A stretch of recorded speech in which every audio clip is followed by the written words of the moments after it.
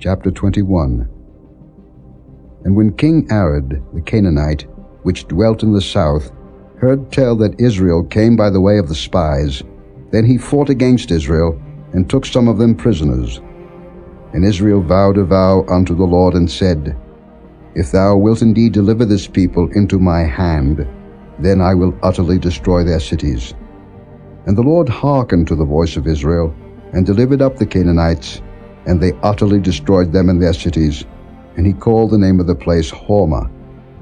And they journeyed from Mount Hor by the way of the Red Sea to compass the land of Edom. And the soul of the people was much discouraged because of the way. And the people spake against God and against Moses. Wherefore have ye brought us up out of Egypt to die in the wilderness? For there is no bread, neither is there any water, and our soul loatheth this light bread. And the Lord sent fiery serpents among the people, and they bit the people, and much people of Israel died. Therefore the people came to Moses and said, We have sinned, for we have spoken against the Lord, and against thee. Pray unto the Lord, that he take away the serpents from us. And Moses prayed for the people.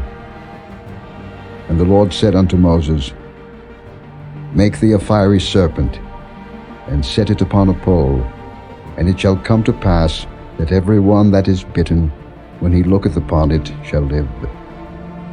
And Moses made a serpent of brass, and put it upon a pole. And it came to pass, that if a serpent had bitten any man, when he beheld the serpent of brass, he lived. And the children of Israel set forward, and pitched in Oboth. And they journeyed from Oboth, and pitched at Ijah-abarim in the wilderness which is before Moab, toward the sunrising. From thence they removed, and pitched in the valley of Zared. From thence they removed, and pitched on the other side of Arnon, which is in the wilderness that cometh out of the coasts of the Amorites. For Arnon is the border of Moab, between Moab and the Amorites. Wherefore it is said in the book of the wars of the Lord, what he did in the Red Sea, and in the brooks of Arnon, and at the stream of the brooks that goeth down to the dwelling of Ar, and lieth upon the border of Moab. And from thence they went to Beer, that is the well whereof the Lord spake unto Moses, Gather the people together, and I will give them water. Then Israel sang this song, Spring up, O well, sing ye unto it. The princes digged the well, the nobles of the people digged it, by the direction of the lawgiver with their staves. And from the wilderness they went to Mattanah, and from Mattanah to Nahaliel, and from Nahaliel to Bamoth, and from Bamoth in the valley that is in the country of Moab, to the top of Pisgah, which looketh toward Jeshimon.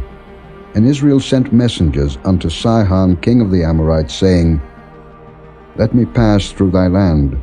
We will not turn into the fields or into the vineyards. We will not drink of the waters of the well, but we will go along by the king's highway until we be past thy borders. And Sihon would not suffer Israel to pass through his border, but Sihon gathered all his people together, and went out against Israel into the wilderness, and he came to Jahaz and fought against Israel. And Israel smote him with the edge of the sword, and possessed his land from Arnon unto Jabbok, even unto the children of Ammon, for the border of the children of Ammon was strong. And Israel took all these cities, and Israel dwelt in all the cities of the Amorites, in Heshbon, and in all the villages thereof. For Heshbon was the city of Sihon the king of the Amorites, who had fought against the former king of Moab, and taken all his land out of his hand, even unto Arnon. Wherefore they that speak in Proverbs say, Come into Heshbon, let the city of Sihon be built and prepared. For there is a fire gone out of Heshbon, a flame from the city of Sion. It hath consumed Ar of Moab, and the lords of the high places of Arnon. Woe to thee, Moab! Thou art undone, O people of Chemosh.